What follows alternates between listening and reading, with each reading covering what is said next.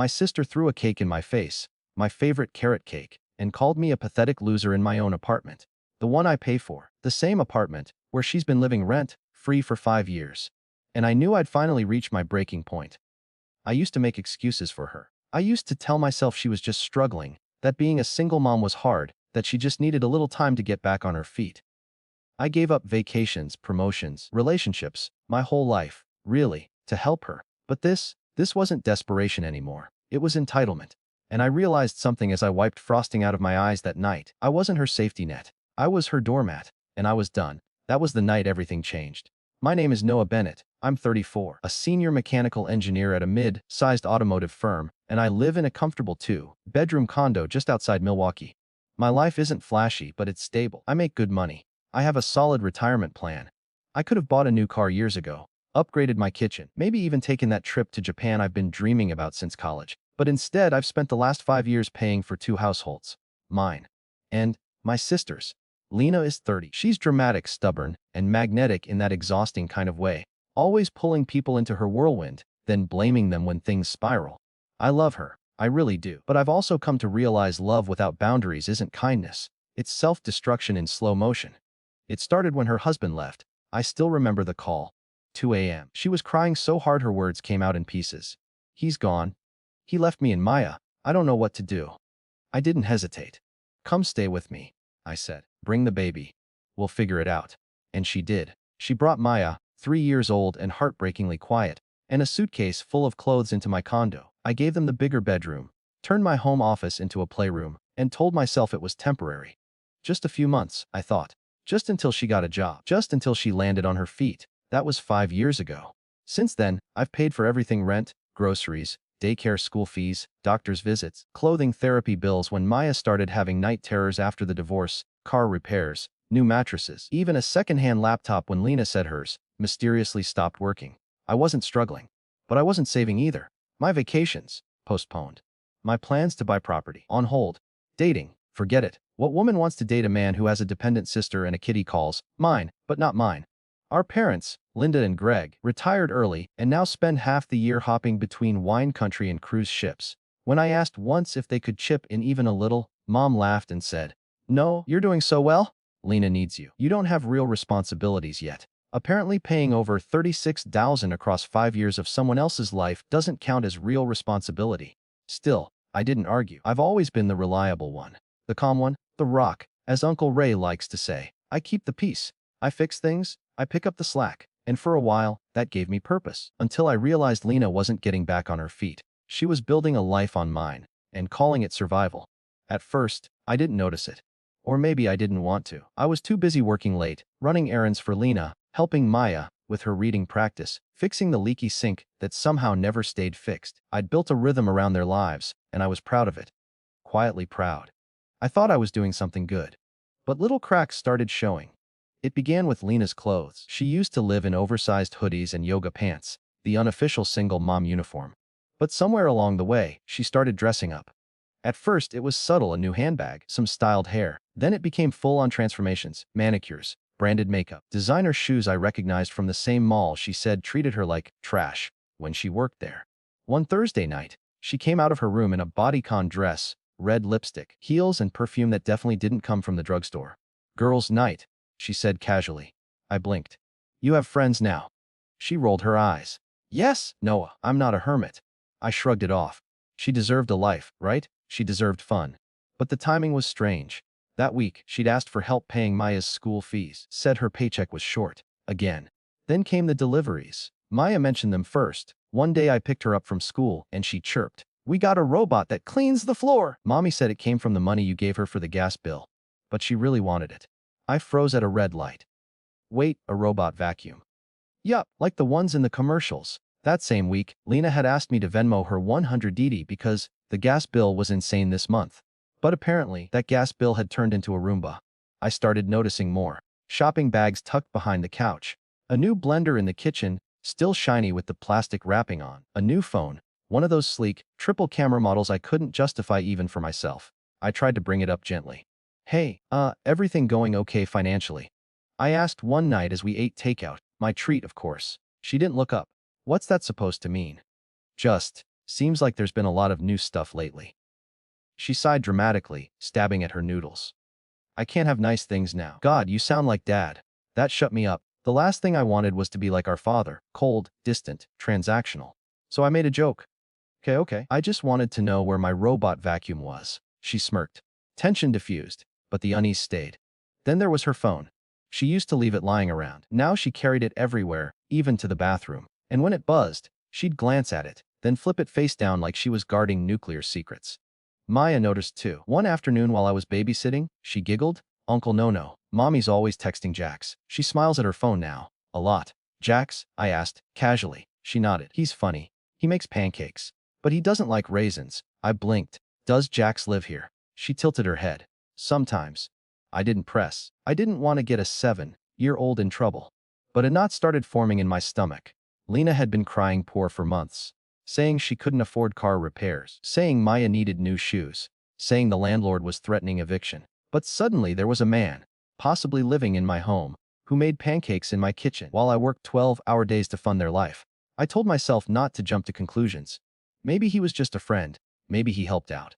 But I knew Lena. I knew her patterns, the secrecy, the sudden mood swings, the guilt, tripping whenever she needed something, the way she always turned concern into insult. And I knew, deep down, that something wasn't right. The night I found out the truth, I wasn't planning to snoop. Lena had asked me, last minute, as usual, to watch Maya because she had a work event that couldn't be missed. It was a Thursday. She walked out in a tight black dress, hair curled, lips blood red, perfume expensive. "You look formal," I said, eyebrows raised. She barely glanced at me. "Some of us still care about appearances, Noah. Not everyone's aiming for the overworked, under-showered engineer look." I let that one slide. She kissed Maya's head, told her to be good, and left like she didn't live under my roof for free. As soon as the door closed, Maya turned to me and asked, "Is Jackson going too?" I blinked. "Jackson? Who's that?" She giggled. "Mommy's boyfriend. He makes pancakes sometimes, but he burns them." There it was. Confirmation. I didn't know what stung more, that Lena had a secret boyfriend living a double life, or that a 7-year-old spilled the beans more honestly than her own mother. I tucked Maya into bed, told her we'd watch a movie another time, and sat down in the living room, just thinking, connecting the dots I'd been ignoring for too long. Then I stood up and started walking through my own apartment like a stranger in someone else's house. In the bathroom, I noticed things I had overlooked before. A second toothbrush, men's body wash, deodorant that wasn't mine.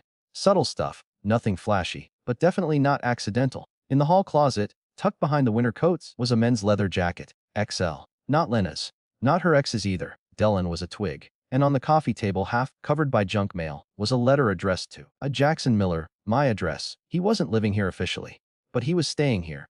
Frequently. Enough to leave a trail. Enough to get mail delivered. Enough to be a morning presence in Maya's world. I took photos. The jacket, the toiletries, the envelope, then checked the trash. I know. Not my proudest moment. There, among food wrappers and a crushed cereal box, was a receipt from a sushi restaurant. 2 entry as premium sake. 148. This was the same night Lena had asked me for help with groceries.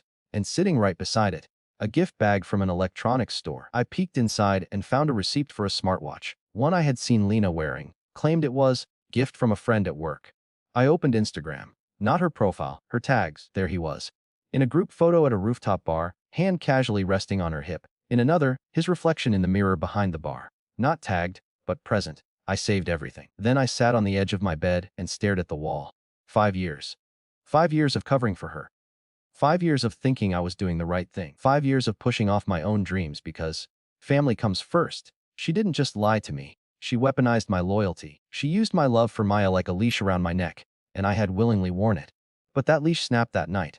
When Lena came home, tipsy, flushed, glowing, she paused at the sight of me on the couch. "Oh, you're still up," she said casually, kicking off her heels. "How was dinner?" I asked, keeping my voice calm. She froze for a split second. "Dinner. Just work people.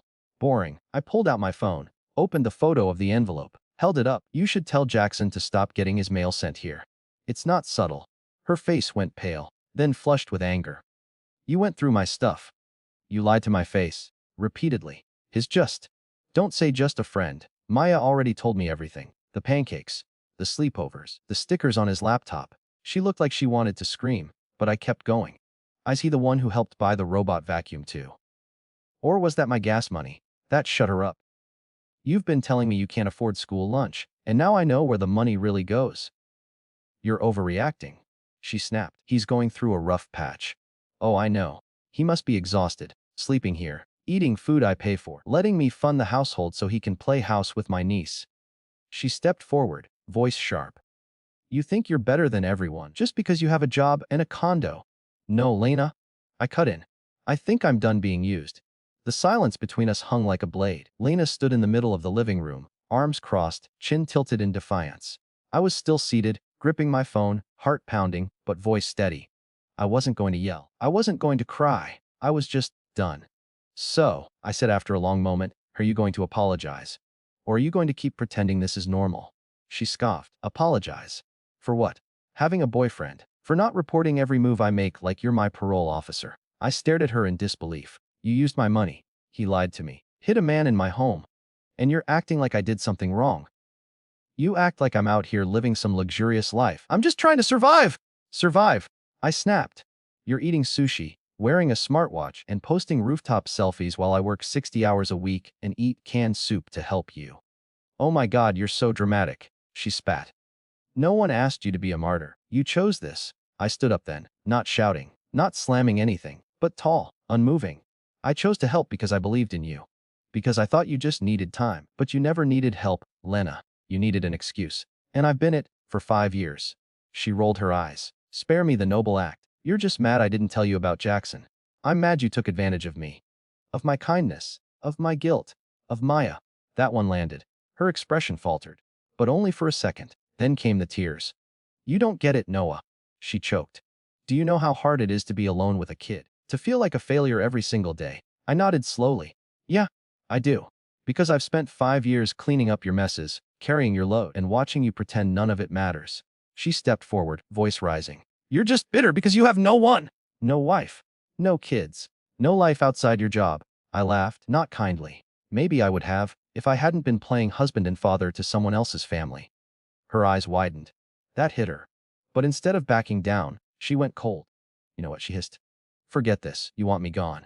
Fine. But don't expect to see Maya again. That stopped me cold. Eh? What? If you're going to treat me like garbage, then you don't get to be Uncle Noah anymore.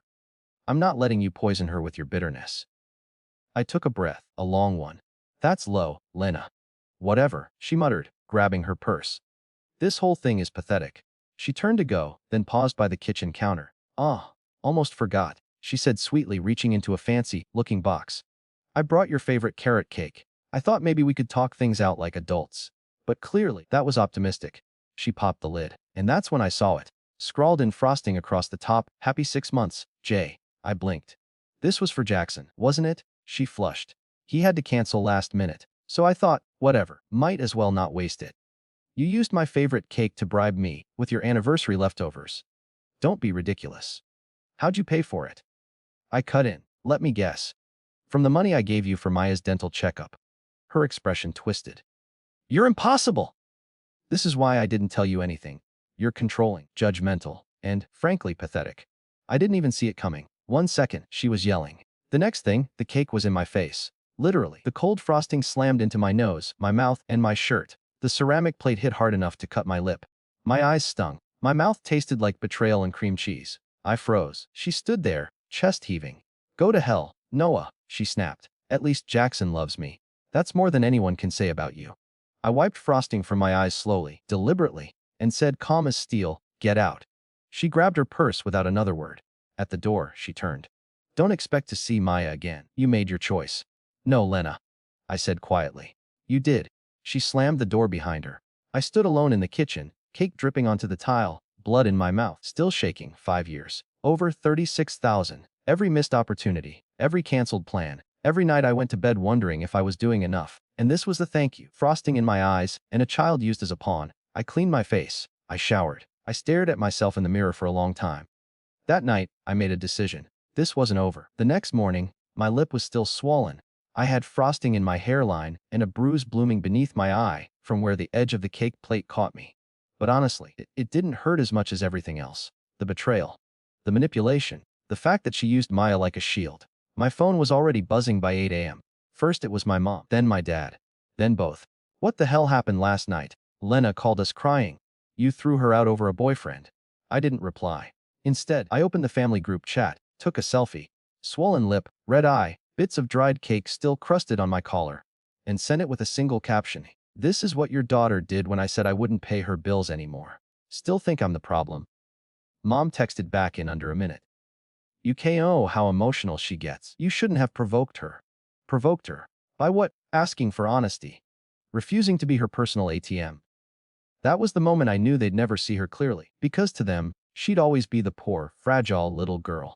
And I'd always be the strong one who could handle it. Even if it meant getting assaulted with a carrot cake. I didn't reply, but I did forward the picture to one other person. Uncle Ray. He called within the hour. Jesus. You okay, kid? I've had worse, I said. He exhaled slowly. Are you ready to be done being the family punching bag? I didn't even hesitate. More than ready. Good. I'm putting you in touch with someone.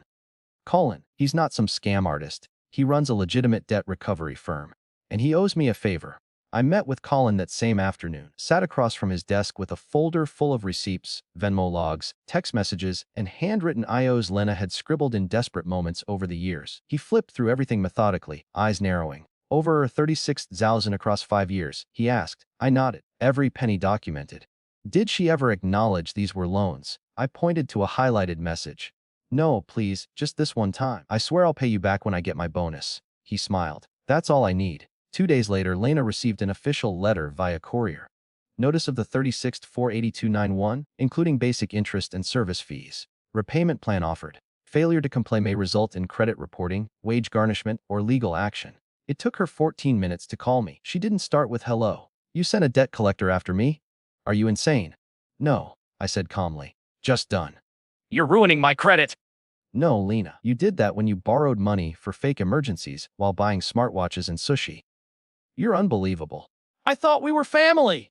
We are. That's why I didn't press charges for the assault.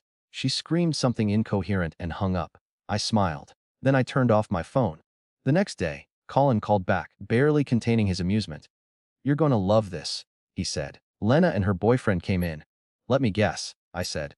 Tears, shouting, threats to sue. All of the above. But here's the fun part.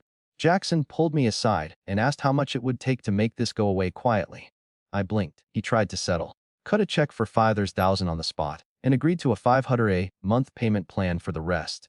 I nearly dropped my coffee. Jackson, the freeloader, had money. Or maybe he had plans that required good credit. Either way, he blinked first. Colin continued. After fees, you'll get about $375 a month. First payment's already processed. I sat back, stunned. 5 years of being bled dry, and now the money was finally coming back.